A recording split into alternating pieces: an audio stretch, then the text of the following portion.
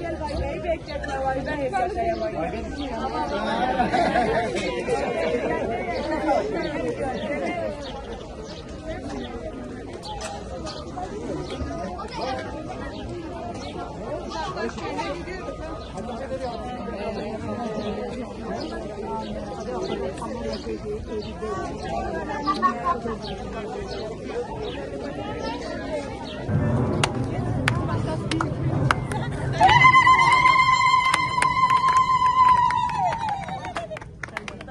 Evalê kutandiran e eval tevjî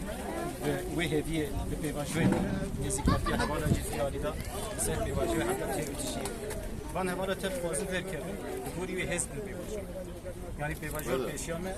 kar warê îran bide ser mêmetem ji wê bûyê esnavê hevala teva gayî bir pirsirav dikirin kevxweşiya wan jî rojê bi vî awayî bi gelê me re tev gîşin rojekê ji xweşî